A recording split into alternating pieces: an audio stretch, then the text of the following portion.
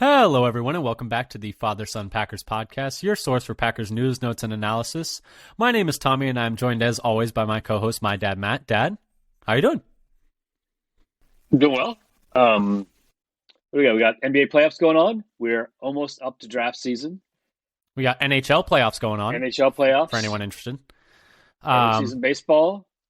Yep, it's right about that time of the year when we got all four sports going at once. It's not a long time of year. Got a lot of stuff going on in all four sports right now. Anyway. Yes, but most important of those, I think, as we come to you here the night of Tuesday, April 18th, late in the evening, is we are just 9 days away from the NFL draft, from NFL Christmas, NFL Hanukkah, NFL whatever holiday you celebrate. We're getting ready to open those presents underneath the tree. It's a week out. NFL Thanksgiving if your team does well.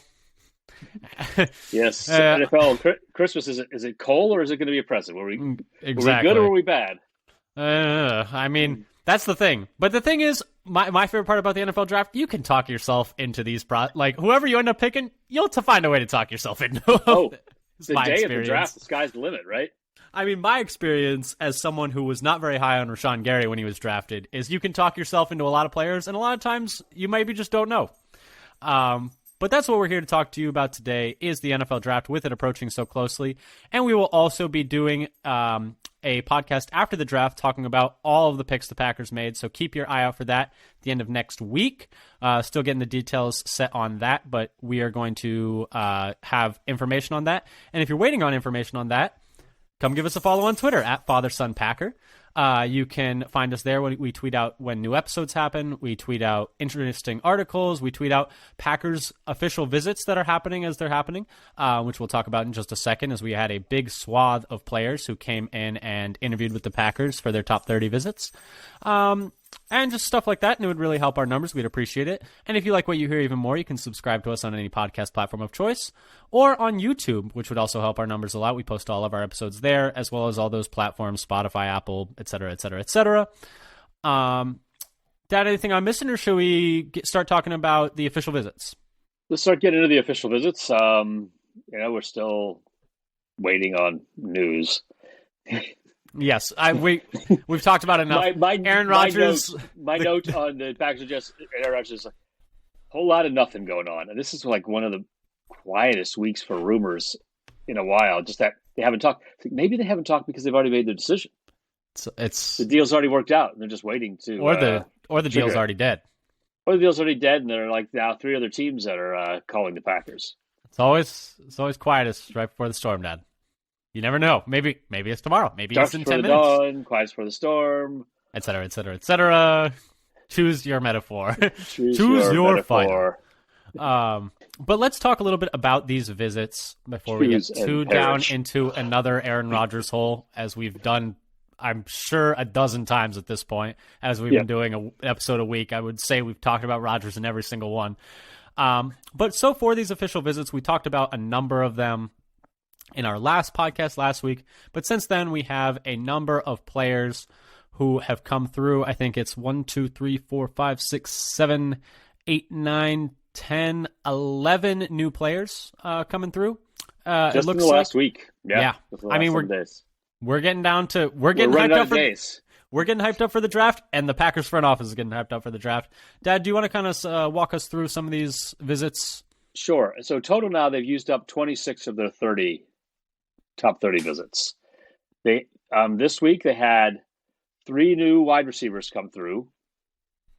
Rashee Rice from SMU, seems to be mocked mostly to second or third round. Consensus rank 82. 9.53 RAS. I think helped a lot by his explosions. His jumps were really good. Speed was good enough. And we know for the Packers, the jumps are the most important thing for receivers. Well, specifically the broad jump. I guess the vertical doesn't matter as much. No, but it should have. I mean, that's, I think, one of the things that made Devontae so good. Yeah, but we saw MVS have a lot of success with having a bad vertical. And that was like his worst testing was his, for some weird reason, super fast, good broad jump, terrible vert. It's like, I can jump forward. I can't jump up. I just build a speed and then leave the ground, and I travel a long way. But he led the country in yards per game last year. Rashee Rice did. with a 61% catch rate in 22 and an 81% in 2021. Yeah, it seems like his stock is rising a bit now after taking a bit of a hit earlier in the process because he came in smaller than people expected, and he kind of wins a lot of contested catch situations. Right. I think it was interesting at the Senior Bowl. He wasn't as big as everybody expected. He's like he just mosses everybody in these contested catches, and so then he went down. And then he's like, well, he can jump. He's got a 41-inch vertical leap, and so maybe he's doing okay in those contested catches. Yeah, because he's only 6'1.5", and people were thinking he was going to be like 6'2.5", 6'3", and people were a little disappointed by his height. But I mean, I'd be excited for him. I think third round's always a crapshoot for the Packers. So yep, we'll see where he goes. And then the other two players they wide receivers they brought in were a couple of look to be undrafted free agents. Cole Tucker from Northern Illinois. Mm-hmm. His RAS is only 4.41, 6'1", 4.67 40, and Ryan Miller from Furman.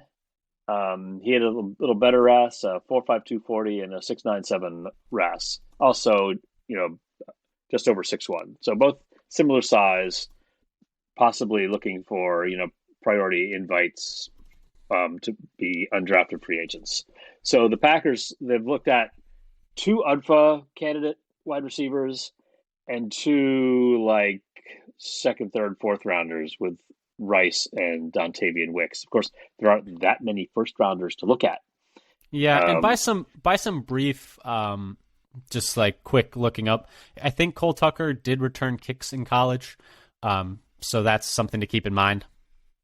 Yeah, maybe that's what they're maybe both of them are being looked at for special teams abilities as well as cover units and things. All the players they've added so far have been special teamers, so keep that trend going. We're gonna draft a dozen special team players.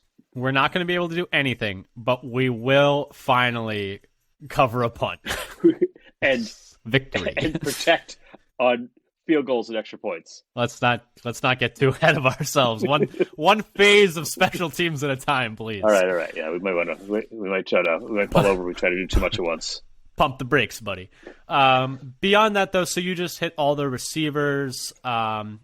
They did also have a bunch of tight ends in this week after only having one through the majority of the process.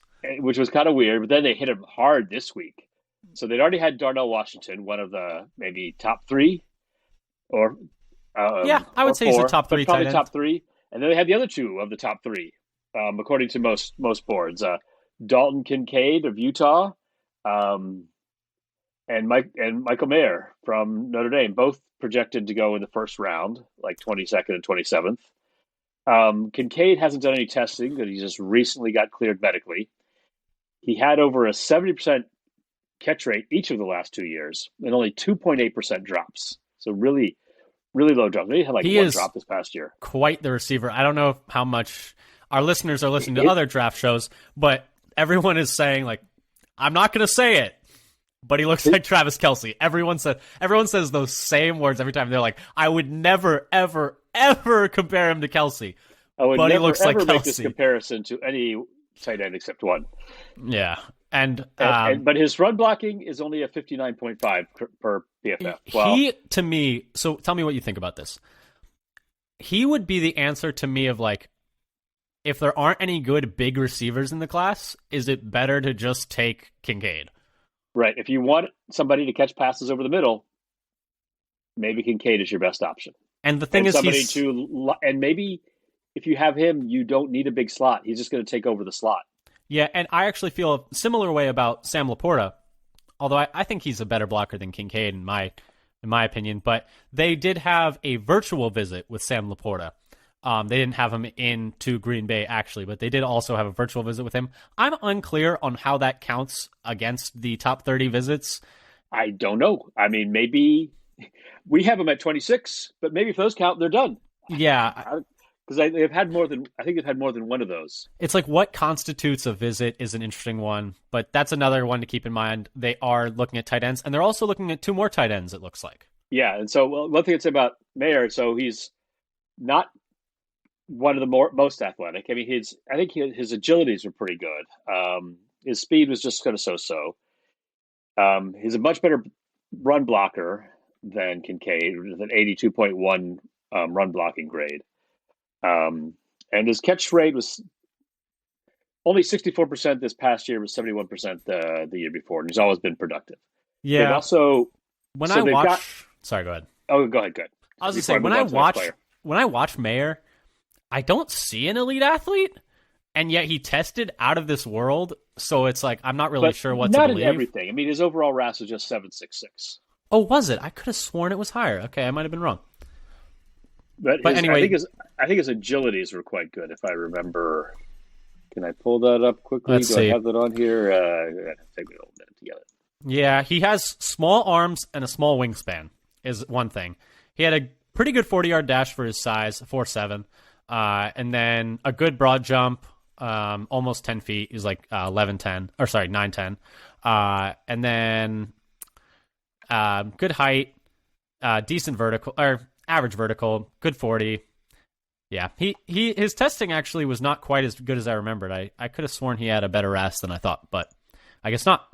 And I so mean, it came that out tracks as a little kind of more. good enough, but not elite. Is sort of how, I mean, he's kind of good at everything, Yeah, but not elite at any of them. for me, we've talked about this a number of times. Production at the college level for tight ends is not as indicative as athletic testing is. Bet on the freaks. Bet on Musgrave. Bet on Washington. Bet on Laporta. I would bet on these other guys before I bet on Mayer personally. But they did have two additional tight ends who are looking like they're going to be later round guys. Right. One is looking like an UDFA. I didn't know anything about him, and I think he doesn't even have a PFF profile. Ben Sims of Baylor. His consensus ranking is 364, so looking like an undrafted free agent. But he's got an 8.39 RAS, 4.58 40. Okay. And so elite speed, but his and good jumps, but agility was poor. How big is he? Not just he's pretty decent size. He's 6'4.5", so not super tall, but 250. So he's not a small tight end where they often test a little faster. It's not it's not like a massive tight end, but it's not. No, he's not. I would say he's like 6'7". Yeah. But and his 69% catch rate per player. A lot of the catch rates we'll get are from playerprofiler.com. Mm-hmm. So he actually had some decent traits, and he's ranked in other sources. So, but then they had another tight end, Josh Weil from Cincinnati, who seemed to be going anywhere from like 4th to 6th round. And things I saw, he's got an 8.98 RAS. He's tall as 6'6.5", a little lighter, 248 pounds, and not that great of a run block, just 69.5 run blocking grade, but only a 3% drop rate. So a nice low drop rate as well. So seems to catch everything, except his overall catch percentage is not as good, 58%. So I mean, does that mean he's not getting open? Does that mean his quarterback wasn't any good? And I mean, it seems to me like Cincinnati tight ends. Yeah, so he's often a guy I pick up for a second tight end. It kind of depends on who I get for first tight end. If I get Washington, then I usually pick up a different second tight end who seems to be more of a pass catcher. If I end up with like Kincaid or Laporta, then I might get somebody who's a little bit more of a blocker with my second tight end later. Mm-hmm. But it looks like they're looking at tight ends all over the board. First round, early day, maybe day 3. Yeah, and we talked about this first, second, day 3, and alpha. And we talked about this offline, that I wouldn't be at all surprised if they take multiple tight ends in this draft, given the state of the room. Let's move on, though, because we have spent a bit of time at tight end here. They also brought in a couple more guys at the edge spot. Some of our favorites. Yeah, actually 2 of my favorite players. Adetomiwa Adebare out of Northwestern, who is just absolute freak of nature. I think he could do some really good stuff. They could probably play him out on the edge and then kick him inside on other downs. Just a freak of nature, 9.88 RAS. He's 282 and ran like a 4.49 is all you need to know. He's projected to go late first, early second. He's one of the guys I think is actually going to sneak into the first. Some team's going to bet on those traits in the end of the first round. And then the other is Felix Anudike Uzoma out of Kansas State, who is a guy that when I watched both of them, I actually liked Anudike Uzoma better. He didn't test quite as well. Azatabare, but still a very good tester, 8.73 relative athletic score. Yeah, he seems to have nice closing speed on the quarterback to actually convert sacks. Yeah, and I think he has. I feel like he has a nice first step. And I believe he was the Big 12 Defensive Player of the Year this past year. Oh, right. They mentioned that when they said he was coming in for a visit, that Packers getting a visit from the Big 12 Defensive Player of the Year. Yeah, so I'm really excited about both of those. It definitely seems like they're looking at... is he the only Big 12 player that played defense then? My guy Siaki Ika, I still have faith, even though the testing was bad.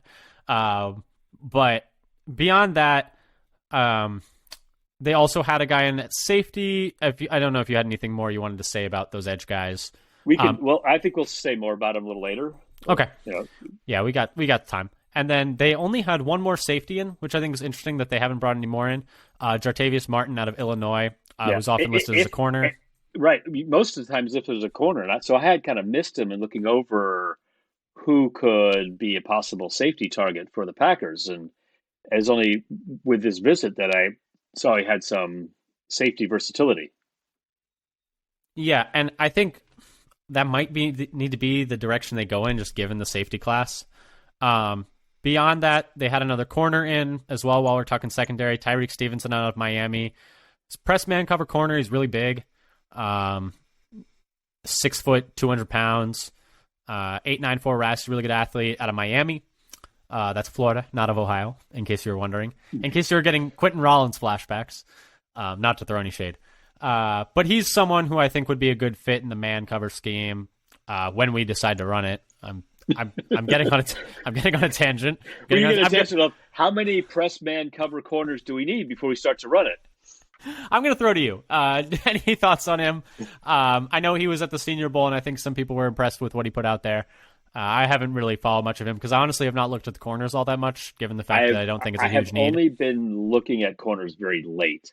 So since he's been projected more as a second rounder, I have not looked at those corners so much. I do remember the only one I looked at early on was like Julius Brents. Mm-hmm. Yeah, also out of Kansas State, I believe. Yeah, who did really well at the Senior Bowl. Mm-hmm. That's how he got my attention. And then, of course, it's an incredible corner class. But I don't really expect the Packers to take one of the first rounders, of which there are multiple. I can only see it happening if Gonzalez or what's the guy's name from Witherspoon? Yeah, Witherspoon. Thank you. Those are the only ones I could see them taking in the first if they fall, and I think both those guys are projected to go top 10 at this point. I think apparently Witherspoon is like, I was hearing rumors maybe sixth. I was saying hearing rumors, it's like a lock. He's going top 10. So Gonzalez, it seems people have cooled on. I know he's not a very good run defender, but he's a crazy athlete. So I don't know. Beyond that, though, one more player to talk about is on the offensive line. Antonio Mafi out of UCLA, late round guy, guard. Interesting that they brought him in and not his teammate Gaines, who was also a guard out of UCLA but had better athletic testing. This guy we've talked about is having really good short shuttle, and we'll talk about a bit about later. Any thoughts on him? I think it's more about where they're looking in the draft for a player to add at this point for the offense. He's more likely to be an undrafted free agent, while Gaines is rising up the boards. Yeah, it definitely seems like they may not.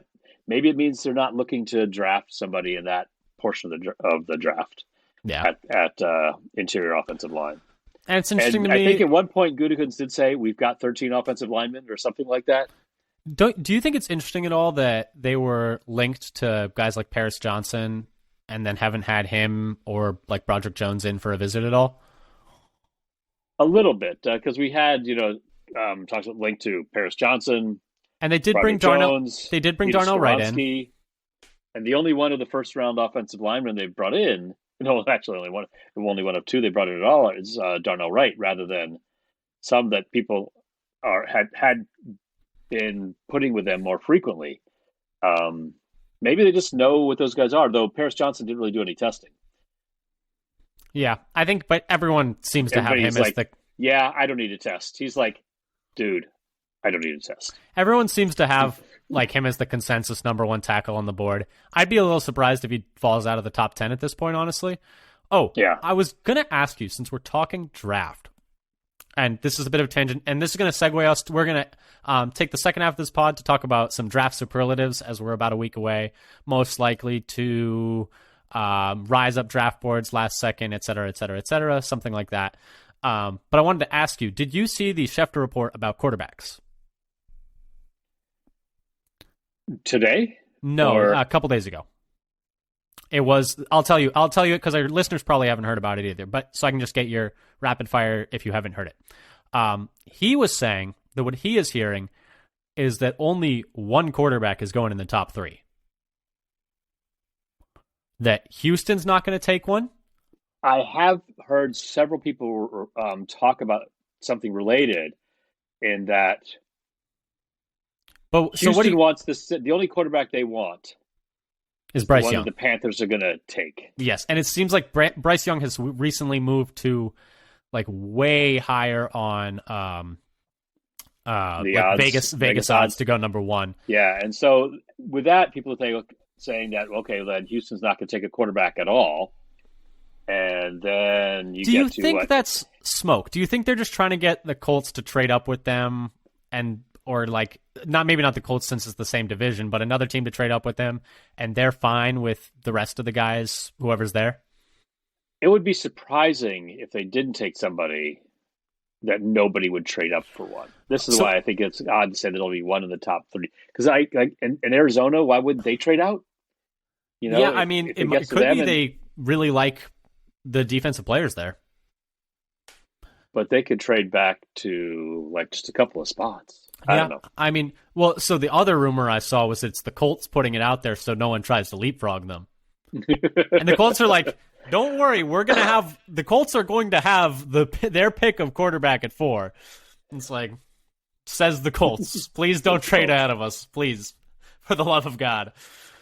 Like if you're drafting just after us, there'll be all kinds of quarterbacks still available. Don't worry about it. Because the picks 2 and 3 won't be a quarterback. Lions at 6, you're fine. You don't need to trade up. Seahawks at 5, you're fine. You don't need to trade up. Raiders at 8, don't even worry about it. Will Levis is going to be there. Will Levis might be there. I've did see something recently. Kind of that more teams are down on him. So I saw, and let me see if I can find this quickly. I won't drag it out if I can't. But I saw a recent thing about Will Levis. Will Levis. This is Anand Nanduri of at Nanduri NFL on Twitter. Will Levis is now the second favorite to be taken number 2 overall. Oh, that's the opposite of what I've been hearing recently. That I've heard several people discuss in podcasts that they thought he was less in favor, and they expected him to be the 4th, and maybe even take a little while before he gets come off the board. So this tweet came out this morning. The number 1 odds are Will Anderson. Number 2 odds of going second overall is Will Levis. Wow.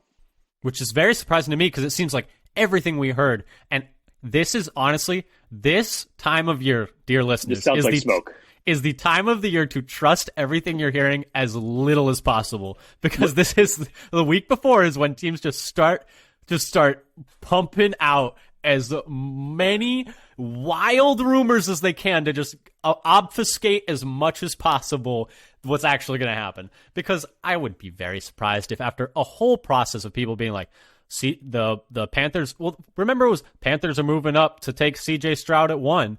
That could be the other thing, is that there's all this Bryce Young at 1 thing is to get the Texans to swap with the Panthers. Maybe. I mean, it definitely is possible. Maybe they have no interest in Bryce Young. They just found out that the Texans wanted him. Exactly. See if you can just get like another pick back. I mean, but because everything we heard is, oh, the Panthers are moving up to 1 to get Stroud. Like they love Stroud. Stroud's their guy. And now it's Bryce Young. And then everything we heard is Anthony Richardson could go 1. He could go 2. He's going to go top 3. He's going top 3, as everyone said. Now all of a sudden, Will Levis is going to go ahead of Anthony Richardson. It's like everything making a tectonic shift after 2 months of narrative building in the 7 days before the draft starts is very fishy. Yeah. Very fishy. I would say don't believe everything you read in the coming weeks. Or coming week, that is. But Dad, any thoughts anymore. Any thoughts on that, or should we go on to our draft superlatives? I just did want to say one thing we talked about earlier about the visits that surprised me, that they've only had one D lineman so far. Yeah. Although I would say we did talk about this Adetomiwa He Adebawore. could be he could be 3-tech Yeah. for them potentially. So And it's interesting because they don't have many good D linemen. they don't have many. Period. I hate to break it. I mean, right now the starters are Kenny, Slayton, and Wyatt, who's first rounder last year. Who is the next guy up? Jonathan Ford, who was not active for a single game last year. Who, if you don't remember, was a 7th-round rookie last year. 7th-round rookie who they thought was being drafted for protection on field punts. goal teams or Yeah, punts and field goals. And it was like, oh, that's what he's being brought in for. It's like, okay, cool. But if he's your first sub along the D-line, they do also still have Chris Slayton. who played more in the preseason than Ford. I thought he looked pretty good in the preseason. Yeah. I didn't think he looked bad. He looked playable. Well, playable strong. He looked playable versus second stringers. So yeah, he can eat a couple snaps. We'll see what happens. But anyway, let's get on to our draft superlatives. Yes, let's do it. So if you don't know what a superlative is, it's like most likely to, least likely to, et cetera, et cetera, et cetera. We thought this would be a fun way to just break down some prospects as we're kind of ticking down here. I don't know how long it's going to take. We'll probably talk a little too long about a bunch of players, and it's probably going to go long, but here we go. But Dad, the first superlative we have for this 2023 NFL draft, let's start with a happier one than the one I have here first. Who do you think is going to be drafted highest above consensus? So the guy I picked, and one we've talked about multiple times already, is John Gaines II from UCLA, guard. He's currently 186th on the consensus board, which puts him in, I think, 6th round territory. Yeah, though it's a little bit, his ranking is moving up since earlier in the process. But I think he could very easily go day 2, and maybe even the 2nd round. I could see mid 3rd round. I don't know if he's going to make it all the way to the 2nd. Maybe not, but he has, and I've got him listed again later. But we'll talk about just how good some of his traits are for predicting future success. So I think he's somebody who's a good chance that he'll be, especially his short shuttle. I mean, that's the crux of his argument as a player is how good his short shuttle is, and how that short shuttle translates to offensive line starting, essentially being a good offensive lineman. Yep. So we'll see how. But that's my guess. Is he's going to go significantly earlier than his consensus? Okay, possibly 3 rounds, or or even a little bit more above his consensus. Yeah, you're thinking like 100 picks above his consensus, which I think wouldn't be crazy just given his athletic testing. For me, my player that I think is going to be drafted highest above consensus is Keon White, the edge rusher out of Georgia Tech. The reason I have this is, at least the consensus big board that I was looking at, which was the Athletics, had him at 58th. But he is one of the 30 or so odd players who actually got an invite to the actual NFL draft. And usually that doesn't happen unless that player is getting taken. They don't love the optics of players just sitting there being sad.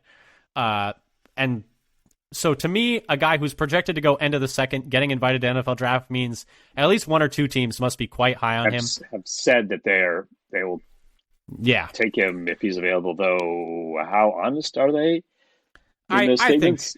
I think when they're talking to the league office about who to invite, I think it's a little bit I would imagine stronger statement. Yeah.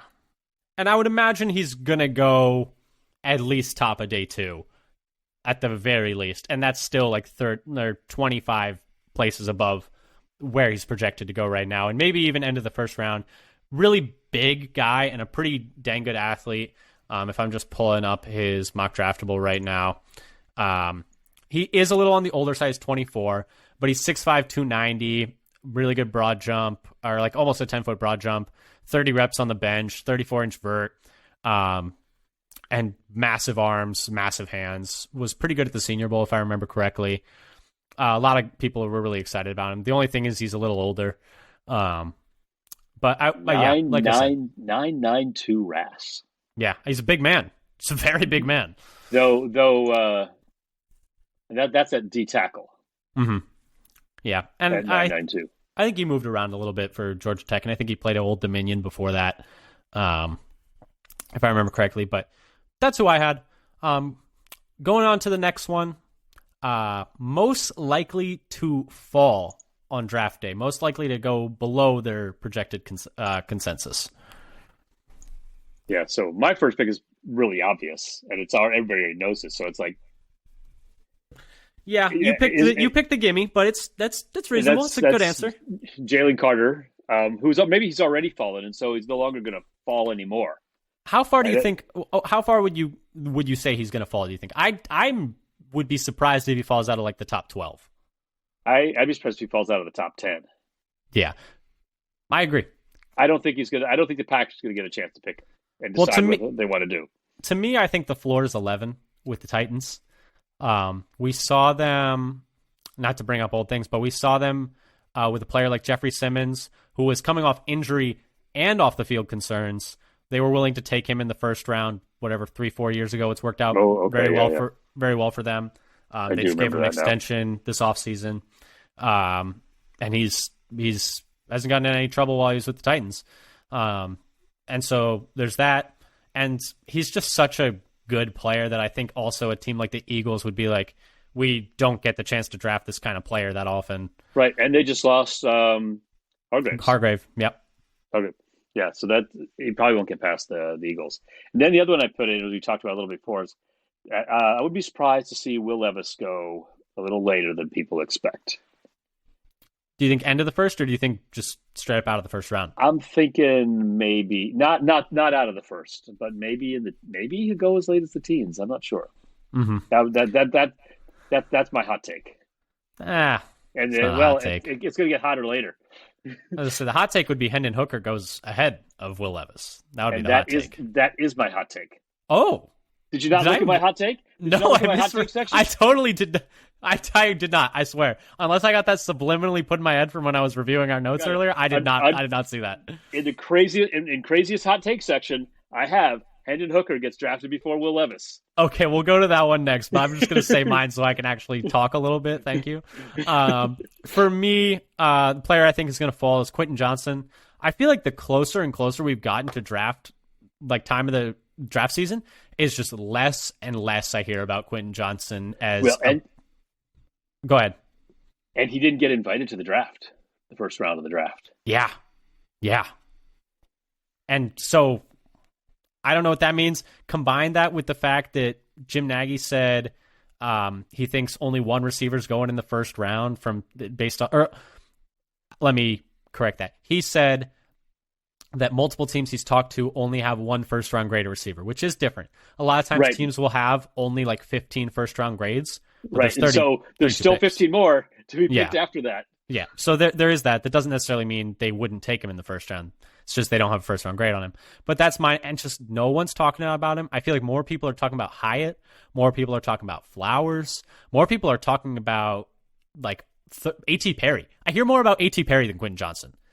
Like, I hear more about all these other players. I think people aren't quite sure what to do with him. I think some people feel like he's a big receiver, but he plays like a small receiver. His best trait run after is catch, and not so good in contested catches. Yeah, he's a weird eval because his play style is very different from his like body build.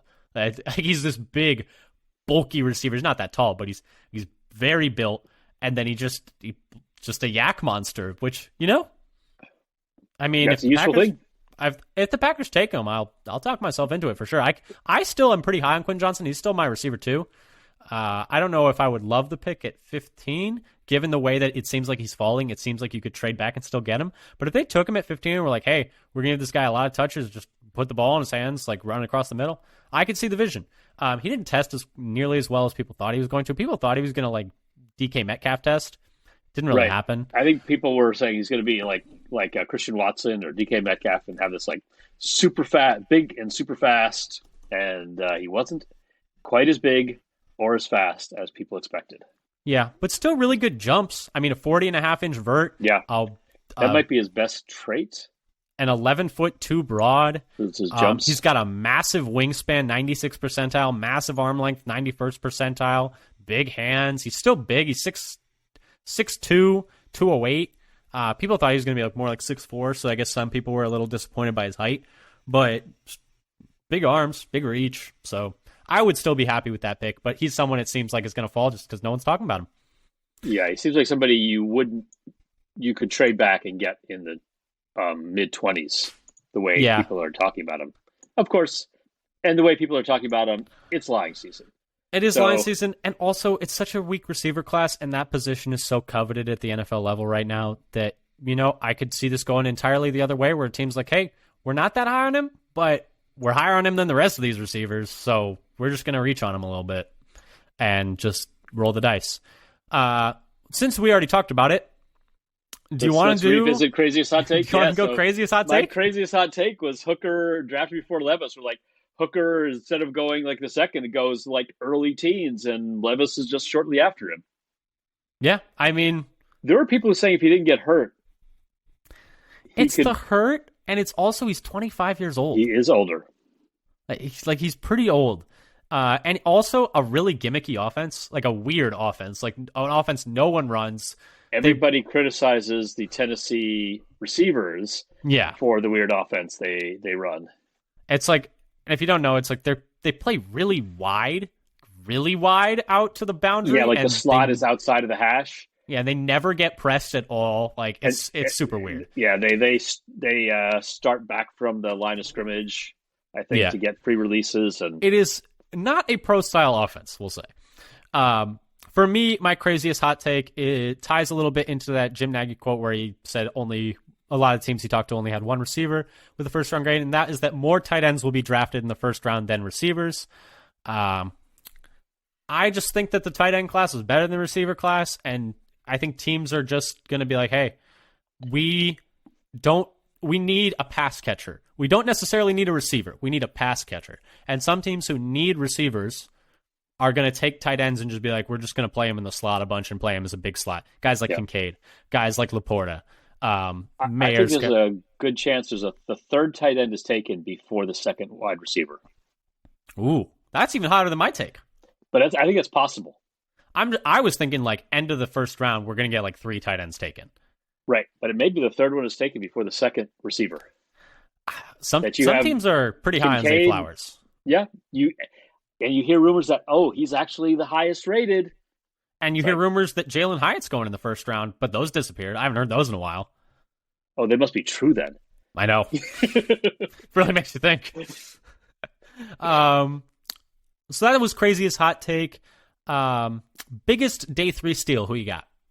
So I'm going something a little different here, and somebody that you don't hear anything about, and I only kind of stumbled as I'm wandering through the late rounds looking for possible steals. When I first came across him, he was showing up in like the 7th round of PFF, but now he seems to be selling more like a 4th or 5th round consensus by consensus ranking from I think I have a mock draft database.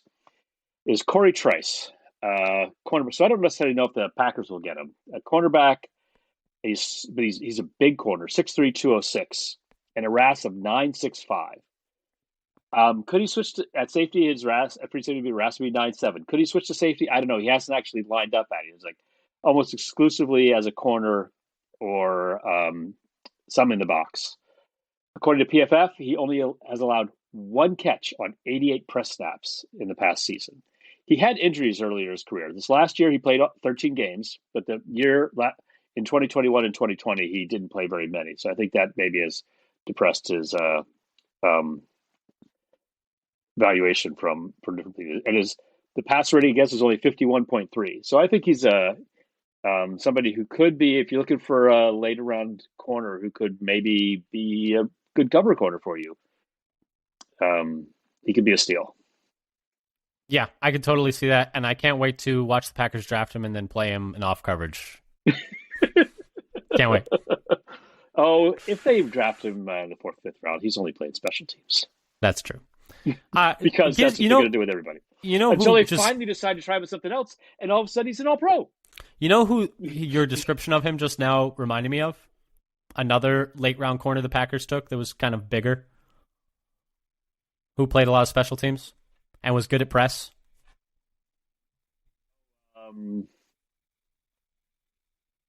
And they traded him to the Texans. I believe so. For like a sixth round pick. Yep. And I'm just blanking on his name. Kadar Holman. Holman. It's like it starts with an H, right? It's not Holland. Kadar Holman. Yep. Yeah. That your description reminds me of him. He wasn't nearly as big. I think he was long, but he wasn't like 206. So yeah, I think Trice is definitely big enough to play safety. For me, and go ahead. And has decent speed too. I think better than a lot of the safe. So anyway, I don't know if he can. I mean, I guess maybe we'll find out. For me, my player that is biggest day 3 steal, this is kind of cheating because some places have him end of the third, some places have him like middle top of the fourth, is Zach Harrison, edge guy out of Ohio State. He was a really, really good high school prospect. He's a 5-star prospect coming into Ohio State. People were saying he's going to be like the next Ohio State edge that was going to be the guy, like how the Bosa's were and how and how what's his name was the guy for the Commanders, Chase Young. Yes, but I think he was supposed to be like next in line for that. Never really put it together. Ohio State yeah, superstar at the pass rusher. Never really put it together at Ohio State, but he's 6'5", 270. He's got long arms, 10'3" broad jump, 34.5 vert. He's a very big man. And, you know, 4th round pass rusher, I think if you're betting on a guy who at one point people were really, really high on and has good athleticism and has good size, I don't see why not, you know? That's kind of my fit. And also when you're like, I mean, it's kind of like you get that late. It's like pass, rushers are high priority. And so if you find, like we got lucky to get Anibare in the 50s, like dropped for some reason. It's like, no, we should just take him. Yeah, he dropped because he tested terribly. And then it was like, oh, this guy's just good at football. Very sick. Very cool. Big fan. Why would anybody want those? Doesn't make any sense to me.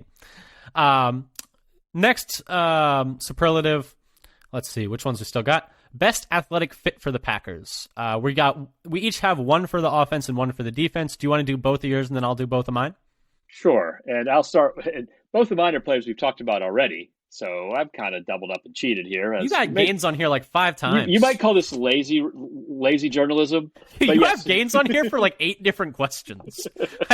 Who are you trying to fool? Who are you trying? How much did Gaines's agent pay you? I resisted the urge to put him in as the biggest day 3 steal because I already put him as a high riser when it wouldn't be day 3 anymore. There would have been conflicting categories, but here I have Gaines. So it's and why he's a fit for the Packers in particular. So it's a 9.63 RAS overall, 4.45 short shuttle, which, as we mentioned other times, I think it's 4.47 is the cutoff for players who have like 20. I forget how many they're likely to start for their NFL team with a RAS. With a short shuttle that fast. He does get dinged a little bit for being like below average weight at 303, but Green Bay often takes lighter, more agile offensive linemen, even at guard.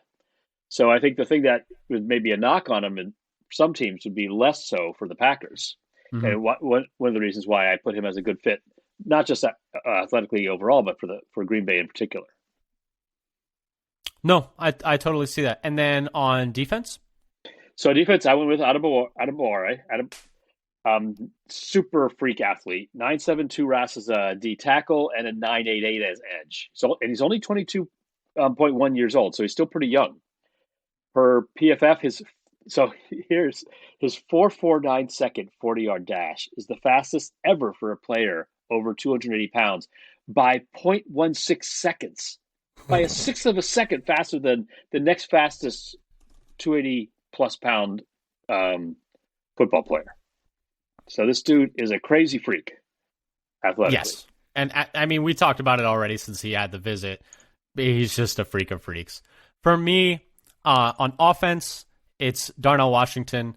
He is literally just copy paste Mercedes Lewis, in my opinion, and so that's why I think as an athlete he'd be a great fit. Just his size, 9.88 relative athletic score, super long arms. He's literally built almost identical to, if you watch basketball, Kawhi Leonard. He has the same wingspan as Kawhi Leonard. He's about the same height as Kawhi Leonard. He's just way heavier. He's 6'6", 265, with a 10-foot broad jump and a super elite three cone. Or was it a short shuttle? Short shuttle. It was one of the agility drills, but whatever it was super elite. Very fast 40-yard dash for his size, like around a 4.6, I believe, if I remember correctly. Great 10-yard split. And honestly, just copy-paste Mercedes Lewis, and that's the idea, except more athletic, because we got older Mercedes Lewis. Copy-paste young Mercedes Lewis. But he's even faster than Mercedes was coming out of college. Yeah. And then for defense, this is not a player that I'm super high on, but I had to say Sidney Brown. He had a 9.68 relative athletic score.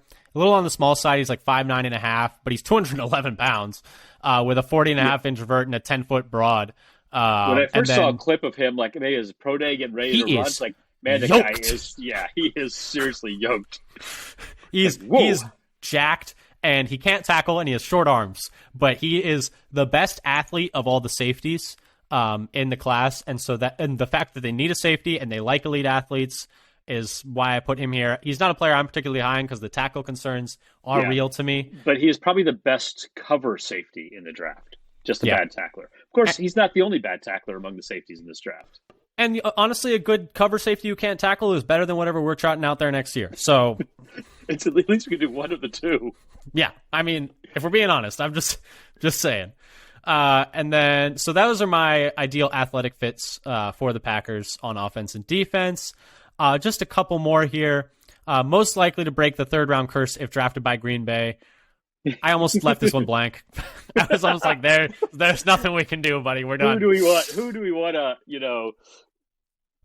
wish this misery upon?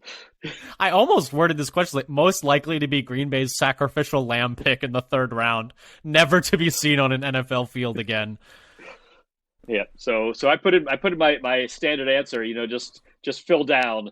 Put it in a spreadsheet. Just fill down all answers. Yep. John Gaines again here, though I did put an honorable mention in for A.T. Perry. Yeah, I could see both of those. For me, and A.T. Perry is one of the few larger receivers in the class. For me, I put Keanu Benton, defensive tackle out of Wisconsin. I think if anyone's going to break the third-round curse, it's the kid from Wisconsin. I feel like you have to break it with a Badger. There's no other way. Obviously, I'm a little biased. Yeah, but I liked Benton. I almost put him in for one of our other answers as well. He's a really good player. I feel like oftentimes, Wisconsin's defense was elite the past 2 years. He's 309 pounds with over almost 34-inch arms, and with a let's see, that'd be a 9.3 broad jump, which at his size is great. Really good three cone, 7.34, which is 80th percentile for interior D linemen. Not a great 40, but how often are you running 40 yards as a defensive tackle? And only a 30-inch vertical or 29.5-inch vertical jump, but that's average for an interior defensive lineman, so not a deal breaker. I think I heard the Ringer guys saying that I think it was Solak was like, I don't understand why Benton is this low and Cansey is that high. He's like, I feel like, or no, was it him or Lucas Van Ness? It was one of the two of them. It might have been, I can't remember which one it was. But he was like, they're the same. I don't understand why one is higher than the other. No, because it wouldn't have been Cansey, because Cansey's 20 pounds lighter. Might have been Van Ness. They're not very comparable players, and Benton's got really long arms, and Cansey's got like the shortest arms in the draft. Ignore everything I just said. Just know he's a pretty good player. I think he'd be a really good third rounder. At one time, Benton was compared to another player, and the comparison was to a first rounder that they thought he was just as good as. Ignore everything else I said. But if you remember, after the Senior Bowl, there was a lot of buzz about Benton and how well he had done at the Senior Bowl. People were talking about him quite a bit, I think, after that performance. Yeah. And so that's my pick for most likely to break a third-round curse. Most likely to have a 10-year career. I went with Peter Skoronski for me.